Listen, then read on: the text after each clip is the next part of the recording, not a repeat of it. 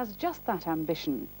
Nothing unusual in that, except that the pile of rubble she's trying to rebuild was once the home of Old Parr, claimed to be Britain's oldest man, who died at the age of 152. Miriam O'Reilly recounts the story.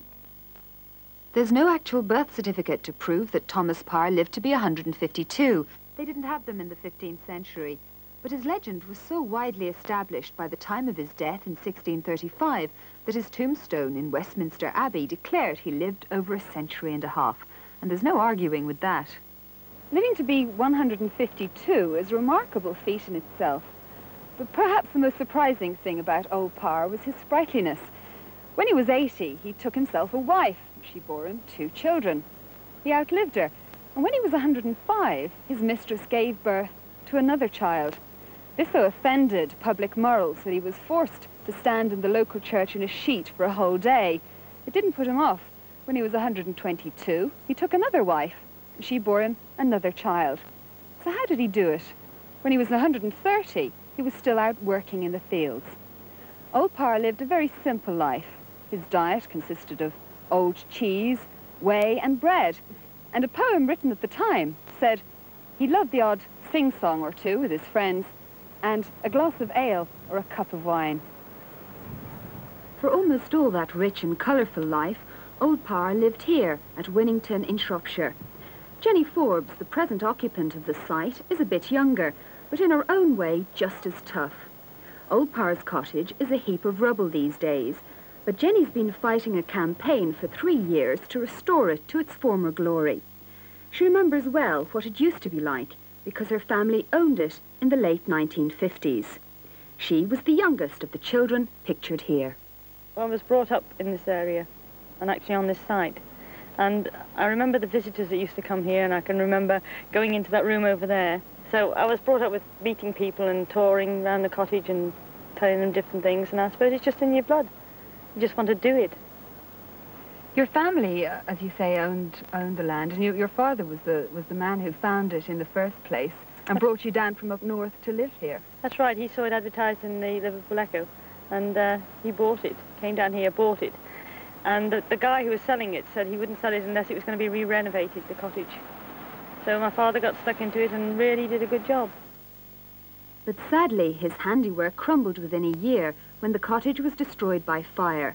It wasn't insured, and Jennie's father, heartbroken, abandoned it.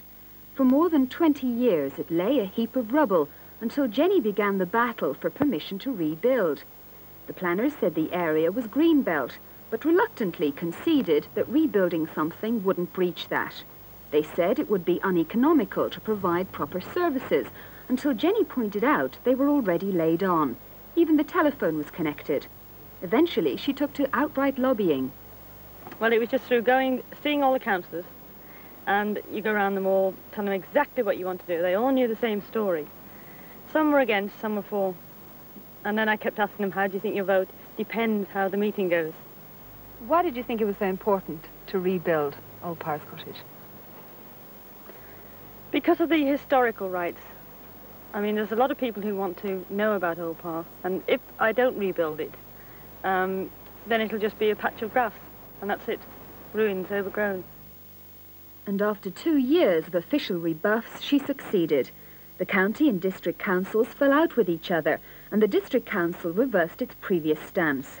She was given permission to rebuild at her own expense this part of Shropshire's history, and to live on the site 7 years after she'd moved in. Well, you've taken on a massive job here, because the original cottage was made of old oak and wattle. Are you going to be able to do that replica exactly? Well, I can't see why not. I've got a very good architect, and I've got an awful lot of photographs of the cottage. And so it's not a very difficult design to do. It's a single-storey thatched cottage. Are you going to use wattle and daub, the old way of doing it? I shouldn't really think so. I don't think that would be allowed in building regs. I'll have to do what the building regulations say. You're a slip of a girl, and it's a pretty tough job. Are you going to be able to cope? I should think so. I don't think it's not that tough. It just depends. It doesn't matter what you are, whether you're large or small. It's what you feel like if you really want to do it. Have you had any experience then of rebuilding something like this? Nothing, not rebuilding as such. I mean, I had a house that it hadn't been touched since 1930, and I knocked all the ceilings out and renovated that and got builders in, obviously to put the plasterboard and skim it. But I did all the donkey work myself, so I've got the know-how of it. So this doesn't